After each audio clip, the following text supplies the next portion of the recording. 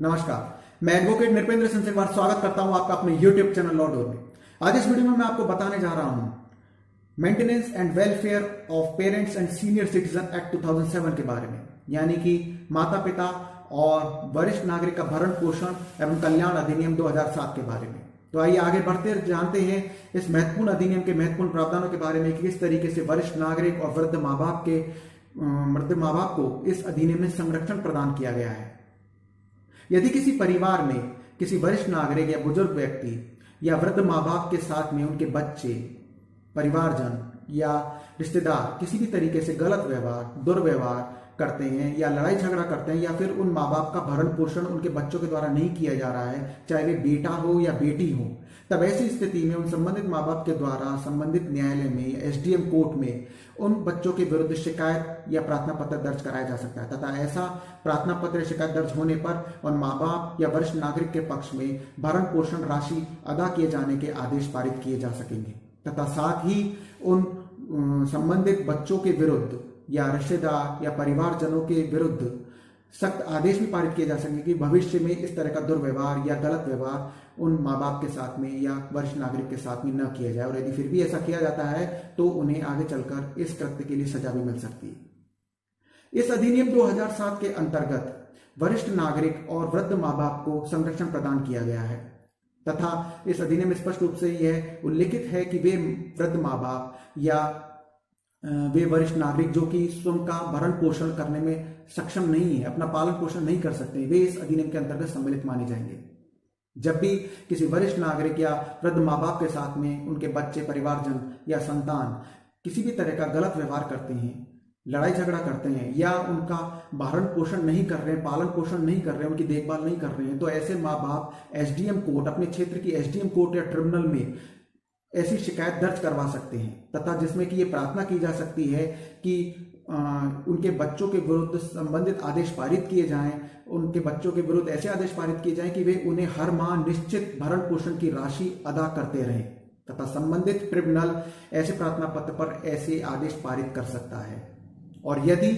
SDM court या tribunal के द्वारा ऐसा आदेश पारित किए जाने के बाद में भी वरिष्ठ नागरिक या माँ बाप संतुष्ट नहीं होते हैं तो उनके द्वारा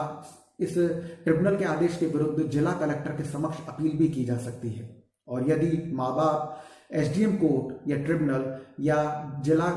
कलेक्टर के द्वारा पारित किए गए इन आदेशों से संतुष्ट नहीं होते हैं तो उनके द्वारा अपने राज्य के संबंधित माननीय उच्च न्यायालय के समक्ष रिट पिटीशन भी दायर की जा सकती है। दरअसल इस अधिनियम 2007 के अंतर्गत कोई भी बुजुर्ग व्यक्ति या फिर वरिष्ठ नागरिक यदि अपनी किसी संपत्ति को किसी अपने रिश्तेदार को या परिवारजन को या किसी अन्य व्यक्ति को रहने के लिए देते हैं इस कंडीशन पर कि वह व्यक्ति या परिवारजन या रिश्तेदार उनका भविष्य में पालन पोषण करता रहेगा या फिर देखभाल करेगा, भरण पोषण नियमित रूप से करता रहेगा, और यदि ऐसी संपत्ति दिए जाने के बाद में उस व्यक्ति के द्वारा उन संबंधित जो बुजुर्गवार व्यक्ति हैं या वृद्ध नागरिक हैं या वरिष्ठ नागरिक हैं उनका नियमित रूप से भरण पोषण नहीं किया जाता है, उनका पालन पोषण नहीं किया जाता है, उनकी अनदेखी की जाती है, तो ऐसी स्थिति में वह संपत्ति जो कि उस व्यक्ति को दी गई थी उस वरिष्ठ नागरिक के द्वारा, वह वरिष्ठ नागरिक अपनी संपत्ति को उसी स्वरूप में वापस प्राप्त करने का पूरा अधिकारी होगा, चाहे वह संपत्ति उस व्यक्ति को बेची ही क्यों ना गई हो। तथा इस प्रावधान के अंतर्गत वह वृद्ध व्यक्ति या वरिष्ठ नागरिक अपनी उस संपत्ति को अपने पक्ष में रेस्टोर कराने के लिए पूरी तरह से अधिकारी माना जाएगा, वापस प्राप्त करने का पूरा अधिकारी होगा। इस अधिनियम 2007 के अंतर्गत कुछ स्थितियों में यह भी देखा गया है कि माँ बाप अपने बच्चों के विरुद्ध भरण पोषण राशि प्राप्त करने के आदेश मांगने के साथ में ही उन्हें घर से निकालने के आदेश भी